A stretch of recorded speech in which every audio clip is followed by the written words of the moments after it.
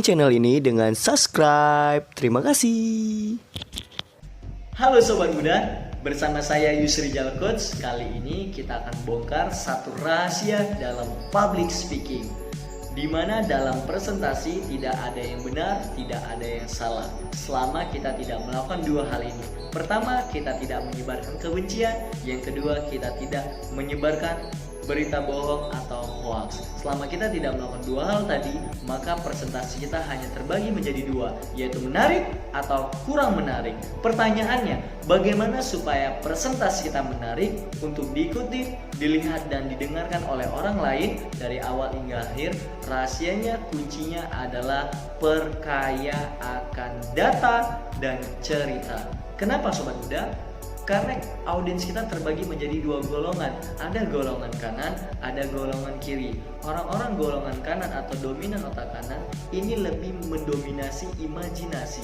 Mereka suka dengan cerita-cerita seperti personal story, historical atau pengalaman orang lain, dan perumpamaan seperti ilustrasi.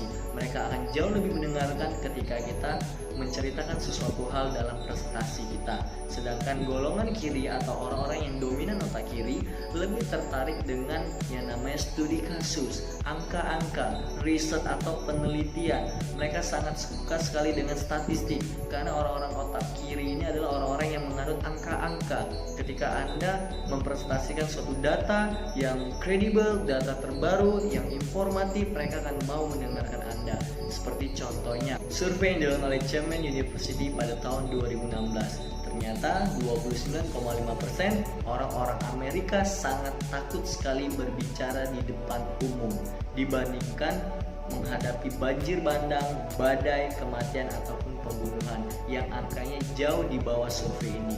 Ini menunjukkan bahwasanya berbicara di depan umum ini sangat menakutkan bagi orang-orang Amerika.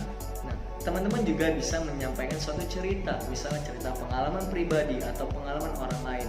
Contohnya, pentingnya komunikasi atau public speaking, bahwasannya ini sangat mempengaruhi kinerja atau karir Anda dalam perusahaan. Saya punya teman, seorang sahabat yang bekerja di perusahaan startup terbesar di Indonesia, di mana karirnya bisa melejit, mendapatkan gaji yang tinggi, pekerja posisi yang dia impikan. Salah satu rahasia adalah dengan mampu menguasai kemampuan komunikasi. Kenapa? Karena komunikasi kita mampu berbicara dengan staf kita, rekan-rekan kita, atasan kita, dan ini bisa menyampaikan ide-ide kita atau inovasi-inovasi. Kalau kita punya kemampuan, kita punya kepintaran, kita punya link, tapi kita tidak bisa menyampaikan hal tersebut, bagaimana orang lain bisa tahu? So, komunikasi sangat dibutuhkan oleh banyak orang. Untuk itu, ketika kita sudah memperkayakan data dan cerita dalam presentasi kita, maka orang lain akan mau mengikuti dan mendengarkan apa yang kita sampaikan. Jika teman-teman mengalami kendala dalam presentasi ataupun dalam public speaking, silahkan komentar di bawah video ini. Kita akan bahas di video-video selanjutnya. Dukung channel ini terus agar bisa menyampaikan informasi, tips dan trik, serta hal-hal yang mengedukasi dan menginspirasi. Itu aja dari saya, Yusrijal Coach, muda mendunia. Sampai jumpa.